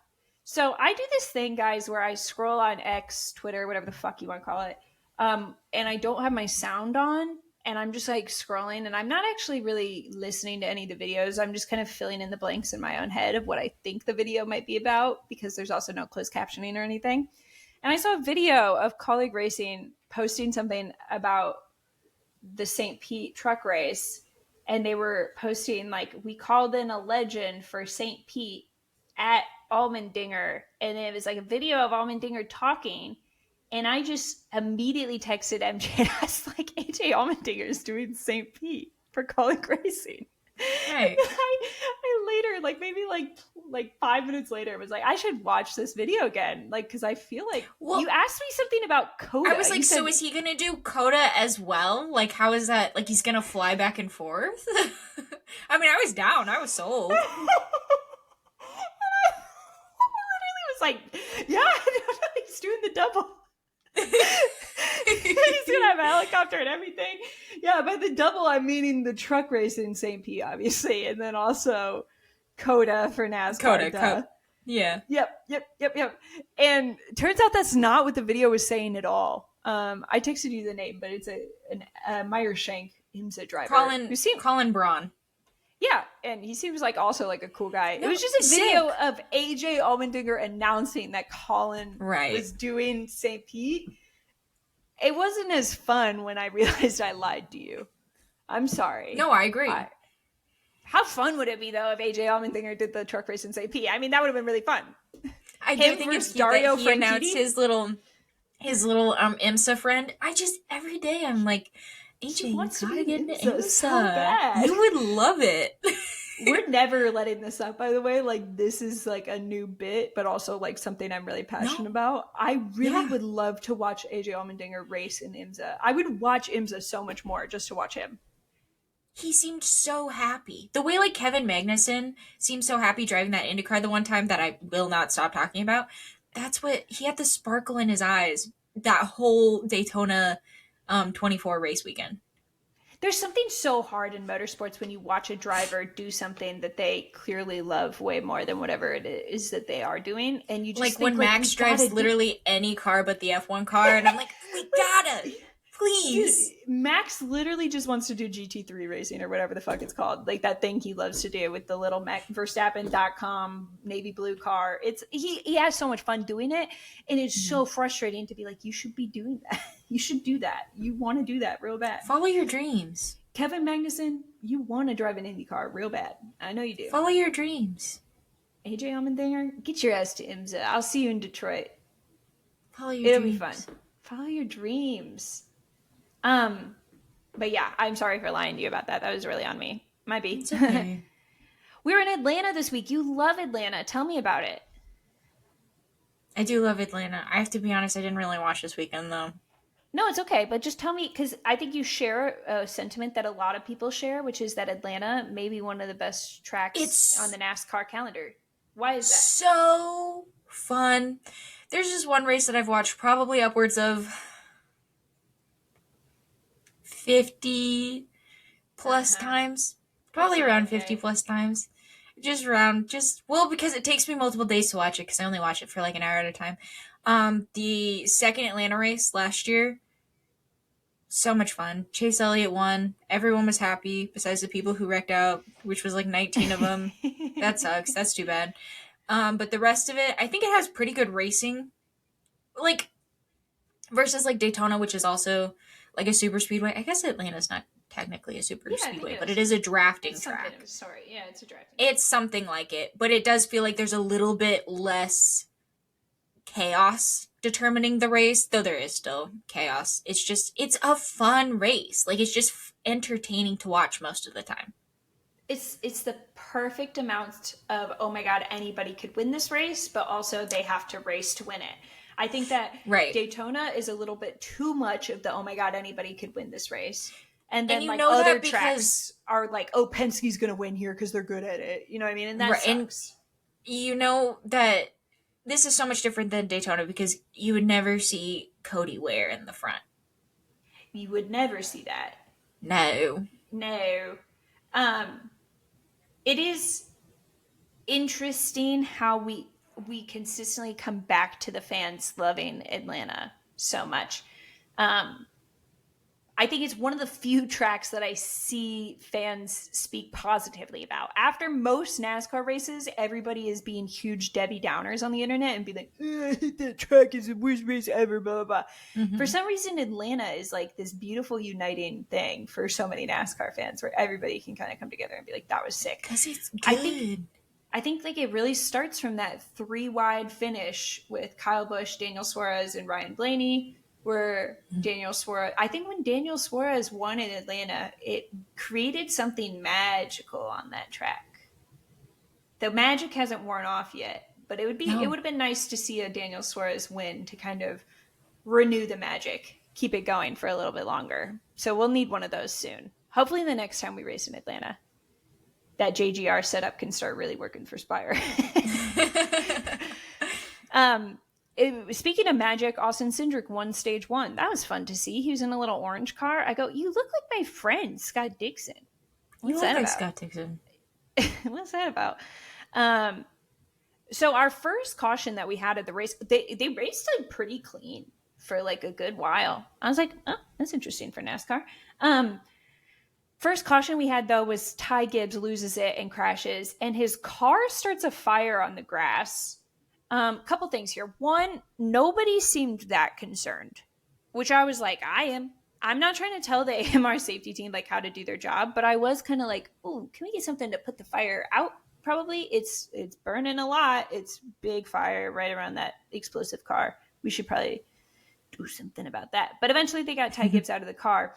And we see him getting out of the car right as they play us into commercial. And the song they chose was, it literally, I don't even know the song. It literally just sounded like this. I'm on fire. Commercial. Nice. What's that about? Huh? Do they have special selection of songs about fire that like when they see fire, they're like, yes, I get to use this? I know that they're picking them as they go. Like, based on what's happening, because they've done it before. Whoever pressed that button, good job. I see what you did there.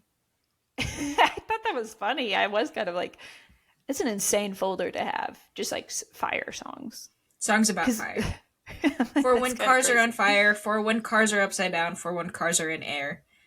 Yeah, because, like, they totally would choose something insensitive if a car was flying through the air. There's no way they 100%. Wouldn't, like, pick some really insensitive, something really Spirit fucked in the up sky. About flying. That's absolutely, they would totally do that. NASCAR, that's kind of fucking weird. There is somebody also in the NASCAR booth, like, I'm like, these cats are cooking. I'm like, that's a good song. Like, every once in a while they'll play us into commercial, like, with, like, a trendy song or, like, The Strokes or something like that. I'm like, who the fuck up there is listening to The Strokes? Who are you? Declare yourself. You're kind of sick, my guy. I don't know. I just thought that was interesting. Ty Gibbs, keep it in check if you want to keep your seat. Peepaw's watching.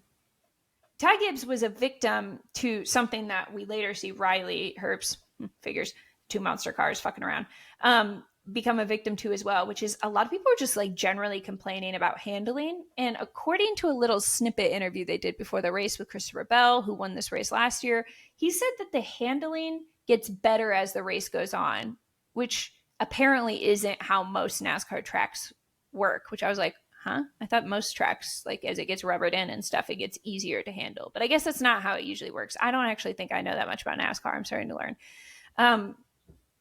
But yeah, a lot of the cars, they were just talking about like, I literally can't drive this. Most of the people that were spinning out were just kind of like spinning out on their own.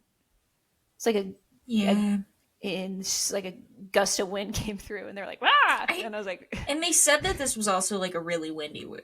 Willy windy ways. I think it was a willy windy ways last week too. This was really windy. What's with the wind? Guys, we'll keep an eye on the wind in Phoenix. Don't you fret. The last time we went into a race, there was a tornado though. So maybe we're not the best. That's a good point. Do they have tornadoes in Arizona? No, they have dust storms. I don't want that either. Actually, no. Oh, I was going to say I'd much rather have a tornado than a dust storm.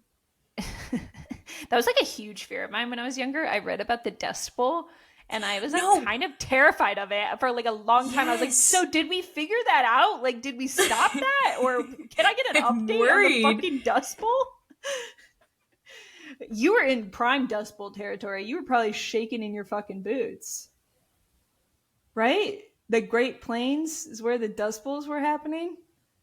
Oh, I guess, I don't know. Maybe I wasn't smart enough to understand what I was reading at the time, but I do remember reading about you the Dust stopped Bowl. reading because you're like, too scary. It's like a Goosebumps. Yeah. Figure out, where was the Dust Bowl happening? I don't want AI mode. No, it's not even close to here. The southern Great Plains of the United States. Oklahoma, Texas Panhandle, western Kansas, southeast Colorado, and New Mexico. Is Arizona? I wasn't anywhere near that. Arizona safe? No Dust Bowl happening in Phoenix? Arizona has been marked safe from the Dust Bowl of the Great Depression. That's good. I went to an agricultural college, and they taught us about how they used soil science to stop that from happening. Oh, dude, soil science is really cool, though. I have to be honest. I do love soil. Cool. I like soil. Next episode, we're going to cover the soil. Next episode. Here. Well, I think it's interesting when they talk about different tracks. This is just like a little bit of a tangent, but I like it when they talk about different tracks and like they go like, oh, but this is like a concrete track versus like this is. I think that's interesting. And then I go, I don't really know what we're talking about, but it sounds like something I want to learn. It's really hard to pay attention for this long. But there's so much going on. The pit is playing in the pit, and you want me to learn about concrete? I can't, guys. I'm sorry. But it sounds really interesting. I'm interested to learn more. Riley loses it and takes out Austin Dillon and Ricky Stenhouse. Whew, Mark Sace from these three weirdos winning. That was good. Glad we took care of that. Austin Dillon has been having a horrible time this season, by the way. These wrecks are finding him. So sad. But he'll still win Richmond, though. So fuck that guy.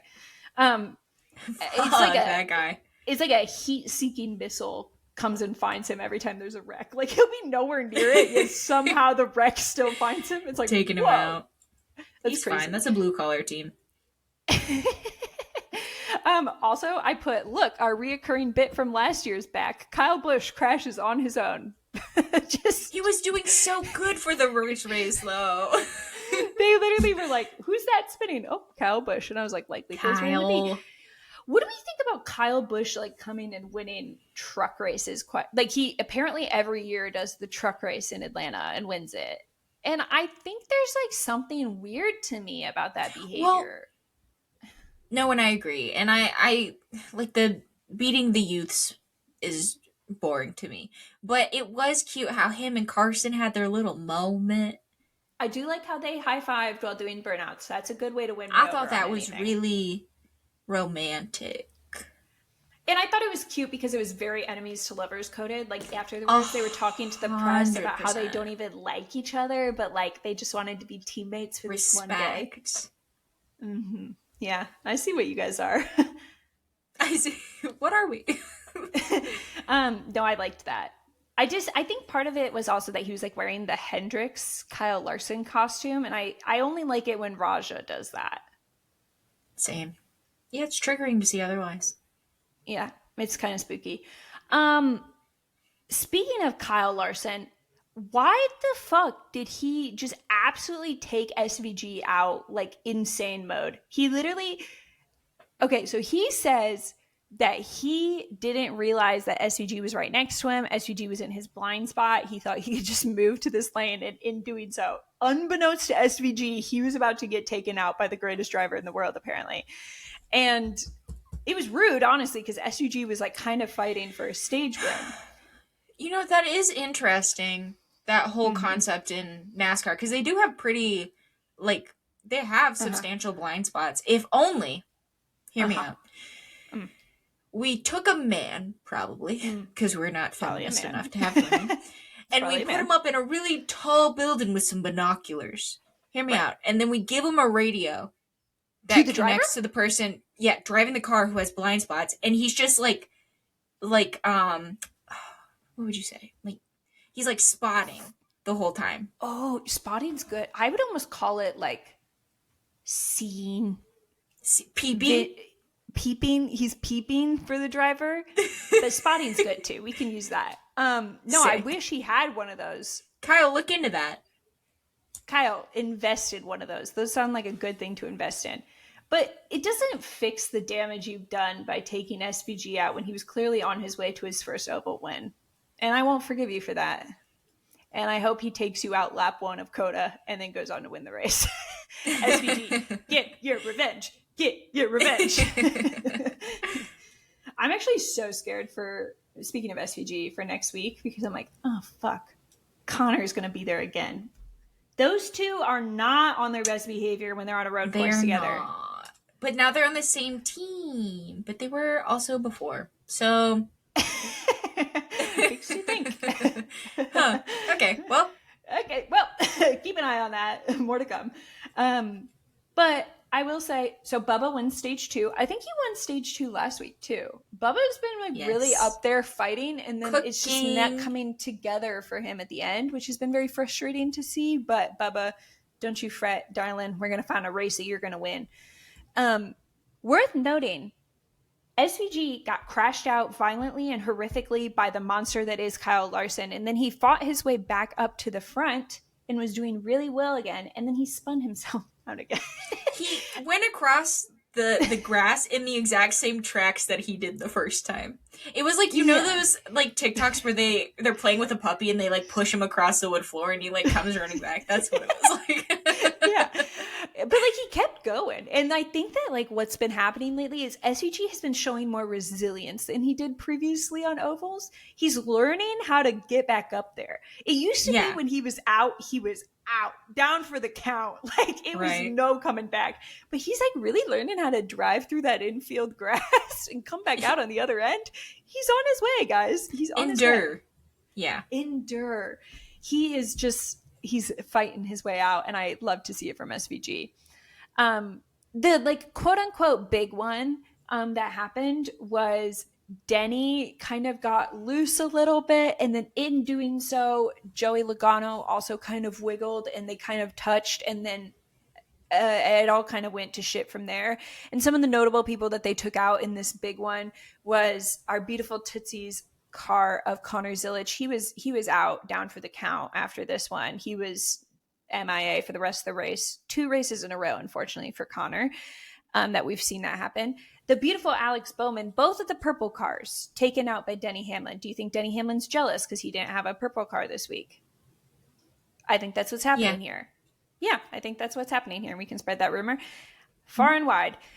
He also took out Michael McDowell. That's rude and targeting. And it's just because he took your setup information doesn't mean you get to take him out, Denny. That's let the courts decide. And then lastly, we had Tyler Reddick kind of get mixed up in this. Watch this space. Yeah, watch this space. Tyler Reddick's up to something. So we have good clean racing, I would say, and we're getting to the last 10 laps, and Carson Hocevar, he's inventing places to be. He is creating new lines, doing stuff nobody else is doing on the track, and they start bringing back hard the Hurricane Hocevar nickname. Now, I will say, I think the Hurricane Hocevar nickname is great. I've noticed that they're trying to give other drivers nicknames. What are your thoughts on drivers having nicknames? I will only allow a nickname if it's given by Lee Diffie. It's a good policy to have. Yeah. Yeah. Okay, NASCAR, you heard the girl. No more nicknames till NBC's back on the broadcasting booth. But unfortunately, William Byron... So Carson Hocevar is making up a lot of ground, and I'm actually starting to think, oh my God, Carson's going to win this race. He has so much momentum. Unfortunately, Byron has a tire go down, and he brings out a caution, and because of that, they red flag it for overtime. So we see them line up for the red flag, as they do while they're cleaning up the track and getting ready for overtime. And they start hearing radio from Carson, and they're playing it. And Carson's like, I don't have any fucking friends out here. Like, nobody here fucks with me. I don't know what I'm supposed to do. He starts like proposing what he's calling a shake and bake. They call down to them and they go like, what do you mean by that? And he goes, I don't really know. I think it just sounded good. But like, I'm just kind of saying like, I'm trying to do something here and I'm looking for a partner. Yeah. Like, scratch my back, I'll scratch yours. Yeah, and so he apparently is saying like, "Go tell so and so that I'll push the hell out of Christopher Bell. Go tell Daniel Suarez's spotter like I need a friend." Like he's trying everything, and I'm wondering like, as much as we love the way Carson raced and races,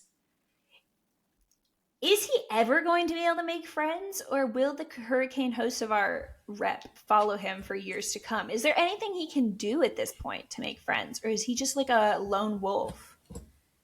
I think until someone who comes around and is more mischievous and more Than him? rascal like than him, he's not gonna make friends. But as soon as he can pass off that gauntlet and be like, yeah, well, at least I'm not that guy. We all hate that guy, right? That kid. I hate that kid. Until Then he'll that be can in good happen. graces. Yeah, and then I think he'll be fine because he'll be one of the like if Connor Zilish decided to just like really fuck around and find out, then I think this would work out for him. I just don't think Connor's gonna do that. I think Connor wants to. He just like can't even like No, he's last not even long there enough. yet. Yeah, like Yeah. the last two races he's been taken out early. But like in Daytona, there was a couple times where I'm like, "What are you doing, Connor? What are you doing?" I think he wants to fuck around. I just think he hasn't even been given an opportunity. I would love to see Connor and Carson team up. I think that they both are in search of friends, and the best friend that you can have is sometimes the other person that needs a friend.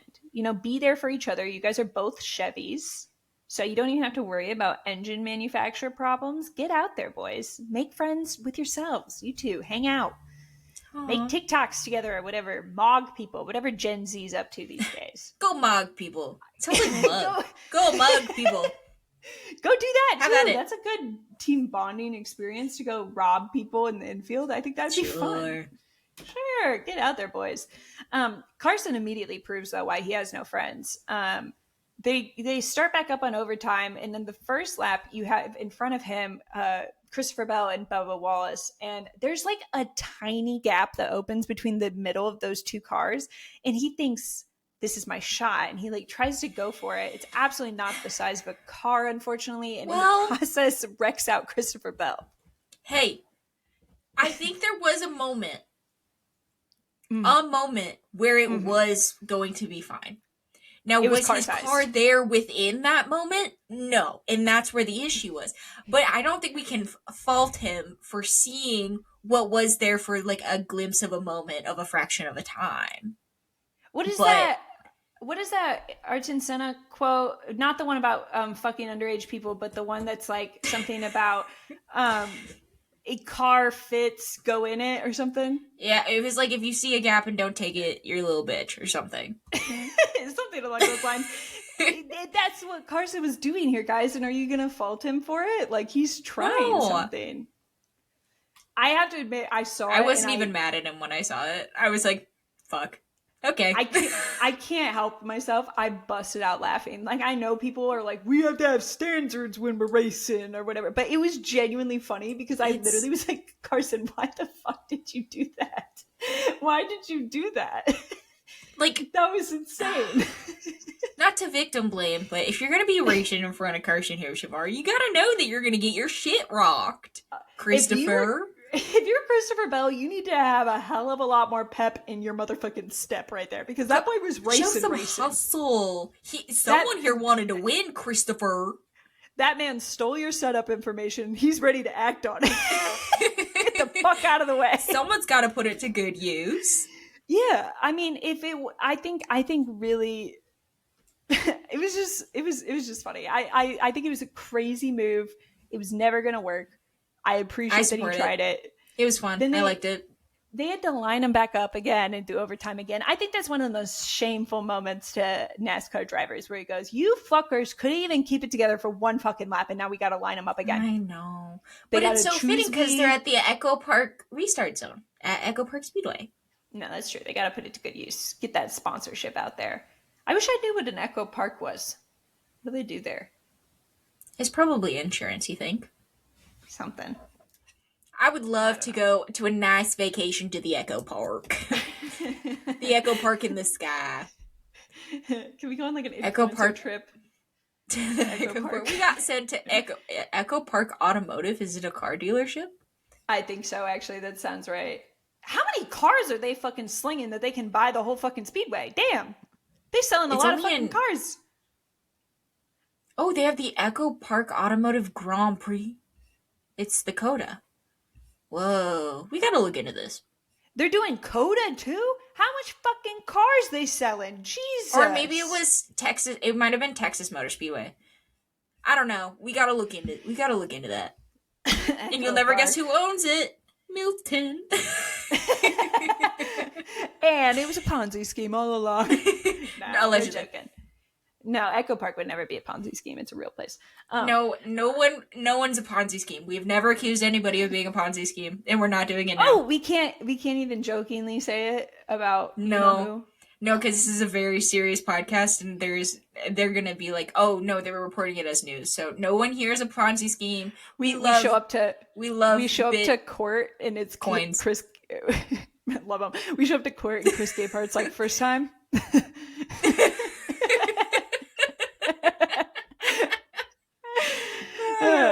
But anyways, shout out. We do overtime again, and out of nowhere, here comes Tyler Reddick missing the front end of his car from that crash we talked about earlier. I think aerodynamics are a lie in NASCAR, I guess, at this point, and he wins 2 in a row. I'm going to be honest, I didn't even know you could win at 2 drafting tracks in a row. I didn't even consider that to be a possibility. In the first 2 of the season, too. It is pretty crazy. That was crazy. I didn't know you could do that. Tyler, that was crazy. I am worried about MJ getting so much, like, recognition, because I'm starting to feel like he's mogging me with the name. I think people know him more than me now, suddenly. No, and I can see where that's coming from. I think that he always kind of might have been mogging you by way of being like a maybe frame maxing because he's so much taller than me, but definitely not mogging. No, I think no, you're right. Frame maxing probably. What I love about MJ at the track is he wears these like outfits that are clearly custom made for him. A, because he's a very tall individual, but B, they're just like not very stylish items. So something tells me they're not like moving units of those out of the Jordan line of things that they're selling. And so I think like they're like, I was like, oh, they made that dorky little old man hat just for you, bucko. They put that Jordan label on it just for you. And I think that's funny. I think it's cute. Yeah.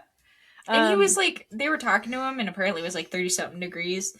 And they're like, why are you standing out here? And he's like, I don't know, what if we win? He is like a very hope-filled individual he loves. Which is, like after last season and then going through the whole NASCAR thing, it's like, bless your heart, because I think I would not have as much pep in my step as you do, MJ. Mm-hmm. No, it's very true. It's interesting, too, seeing like how different Tyler Reddick is this season compared to last season. I mean, I think that like just seeing how well he's doing now, it just emphasizes even more how shit things were going last year for him. Last season. He literally didn't have a single win. And then now all of a sudden, like the court case is closed. I think things are going better in his like home life with like health problems and stuff. I think things are going better at 2311. Everybody has this pep in their step. Everybody's like in a better place. And then now all of a sudden he's winning 2 races. I'm like, okay.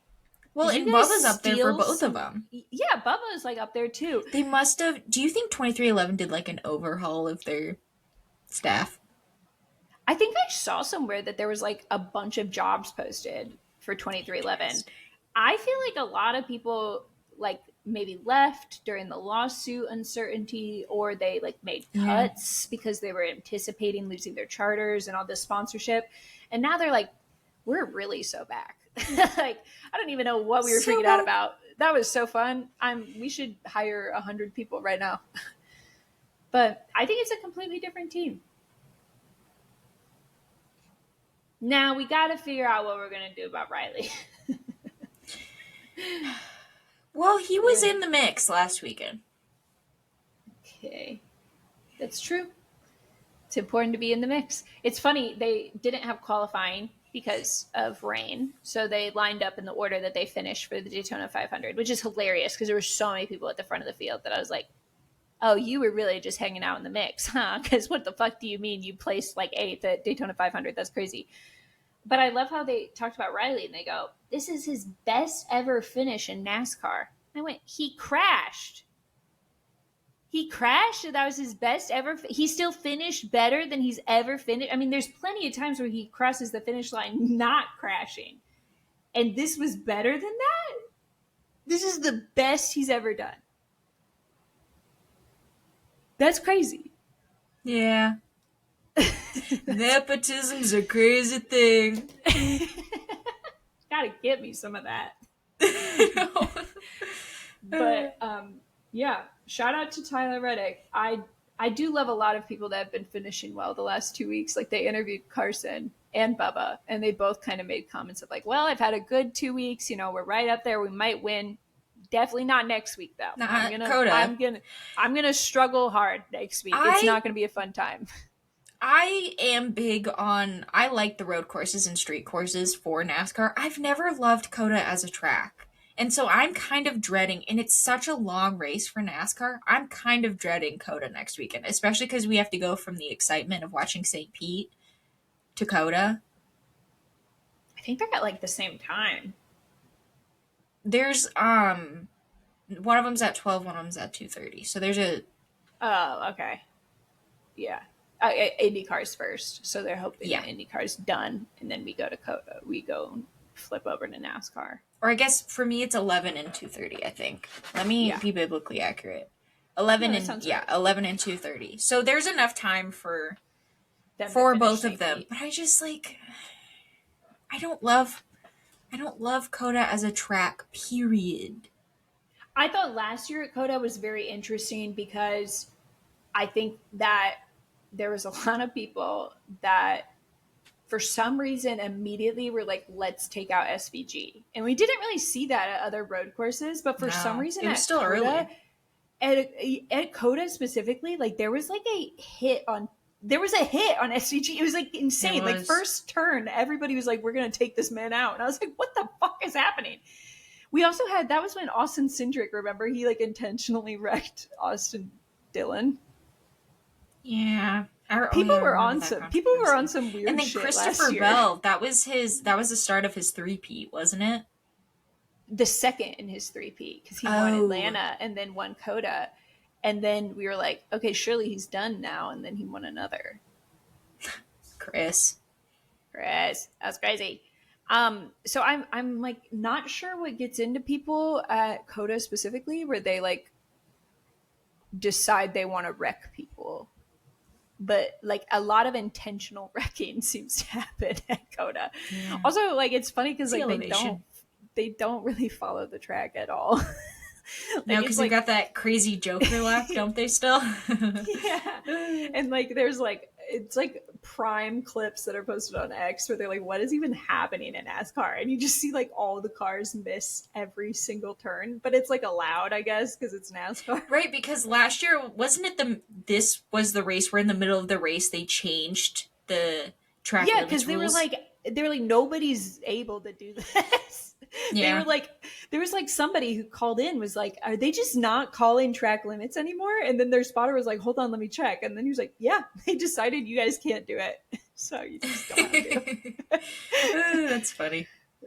So yeah, we'll be watching COTA. I think St. Pete is going to mog on COTA. I think the trucks race is going to be the best race of the weekend next week. I think good stuff is cooking over there. But we will be back next week for another episode of Laps Down. Check out our other content that we have coming out this week. And thank you guys for listening. Do you have anything else to say, MJ? Goodbye. Goodbye.